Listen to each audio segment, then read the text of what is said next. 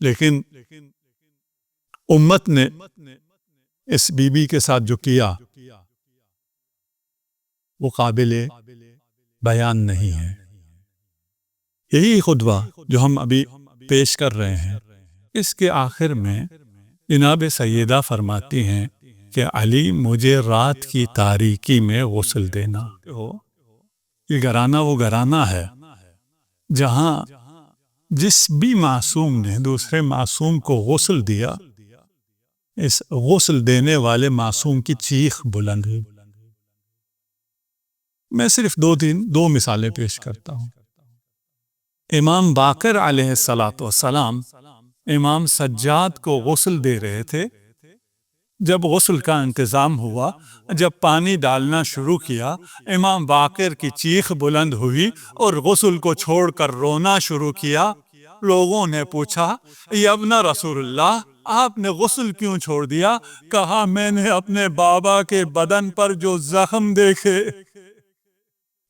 35 سال گزر گئے ہیں، یہ زخم ابھی تازہ ہے۔ ایک غسل خود جناب زین العابدین دے رہے ہیں۔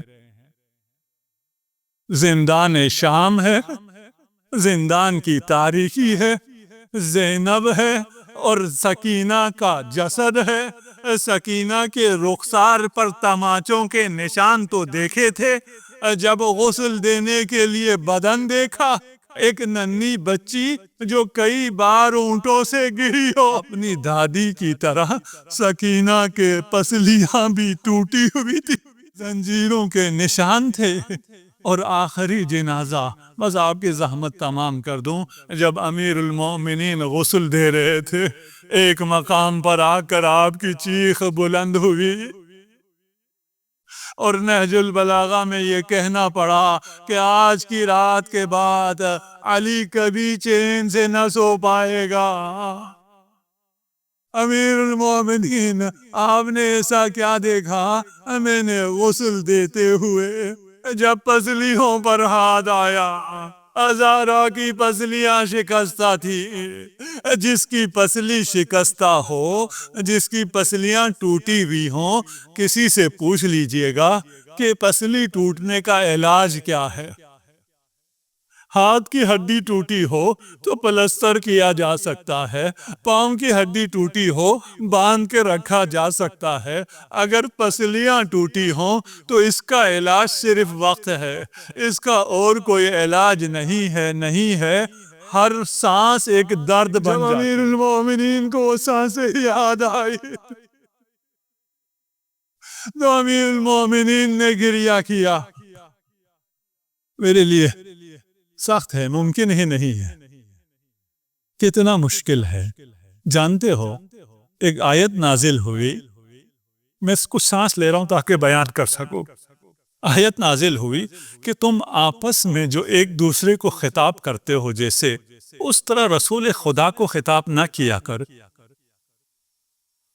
یا محمد نہ کہا کرو، یا رسول اللہ کہا کرو۔ جب یہ آیت نازل ہوئی اور رسول گھر تشریف لائے تو جناب زہرا نے کہا، یا رسول اللہ۔ رسول اللہ نے فرمایا، بیٹا یہ حکم آپ کے لیے نہیں ہے۔ آپ جب بابا کہتی ہیں تو مجھے سکون ملتا ہے، آپ یا ابتا کہا کریں۔ میں عرض کروں گا، رسول اللہ، آپ کو سکون ملتا ہے، آپ کی بیٹی آپ کو پکار رہی ہے، در و دیوار کے درمیان ہے، دروازہ جل رہا ہے، دروازے کو لات ماری گئی، زہرا کی چیخ بلند ہوئی، یا بتا، میرے بابا، شام غریبہ جب بچیوں کی دامن میں آگ لگی اور وہ صحرا میں بکھر گئی، انہیں کوئی جائے پناہ نہیں مل رہی تھی، انہیں اپنی دادی فاطمہ یاد۔ ایک طرف دروازہ، ایک طرف دیوار، جناب سیدہ وسط میں ہے۔ ایک ذاکر ہے جو امام حسن مجتبیٰ کے مصائب بیان کرتا تھا۔ امام خواب میں آئے اور فرمانے لگے، اے ذاکر، تو میرے سخت مصائب کیوں بیان نہیں کرتا؟ تو میرے سارے مصائب کیوں بیان نہیں کرتا؟ ذاکر نے کہا، مولا میں سارے مصائب پڑھتا ہوں، میں پڑھتا ہوں۔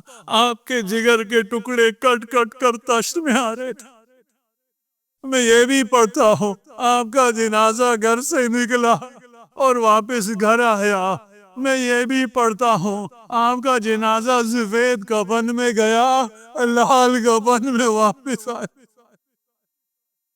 امام نے فرمایا، نہیں ذاکر، میرے سخت مصائب یہ نہیں ہے، میرا سخت مصائب میں تجھے سناتا ہوں، یہ لوگوں کو سنا دیا کرو۔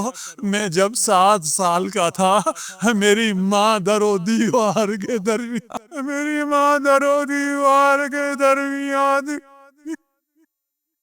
میری ماں نے کہا، لوگوں میں محمد کی بیٹی ہوں، لوگوں میں فاطمہ ہوں، لیکن ظلم ختم نہ ہوا، دروازہ پہلو پر گرا، میری ماں زمین پر گری،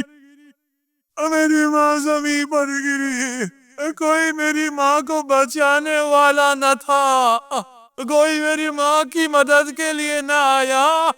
جب میری ماں کو افاقہ ہوا، دیکھا یہ لعین حیدر کی اس گلے میں رسن ڈالے کھینچ رہے ہیں، زہرا اٹھی، میری ماں اٹھی، حیدر کے دامن کو پکڑا، اور جب در چھوڑا تو لعینوں نے تازیانے برسانا، غلاف شمشیر سے زہرا پر کاری ضرب لگانا شروع کیا، ہر ضرب پر زہرا گر جاتی، پھر اٹھتے۔ اللہ، میں عرض کروں گا، یا زہرا، آپ کے باپ کو، آپ کے بابا کو رسول اللہ کو بہت پسند تھا کہ یا ابتا کہیں۔ جس باپ کو بیٹی کا باپ کہنا پسند ہو، اسے یقیناً اس کی اولاد کا نانا کہنا بھی بہت پسند ہوگا۔ میں آپ کو بتاتا ہوں، جناب سیدہ، آپ نے مدینہ میں بابا کو پکارا، آپ کی بیٹی نے کرب و بلا میں دادا کو بھی پکارا، نانا کو بھی پکارا، آپ کو بھی پکارا۔ زینب کو گودال قتل گاہ کی طرف بڑھی، یہ حسین ہے، یہ زہرا جائے، اسے کیوں قتل کرتے ہو؟ لیکن لعین تھے، تازیانے مارتے تھے۔ زینب پکاری، وا محمدہ، وا علیہ، وا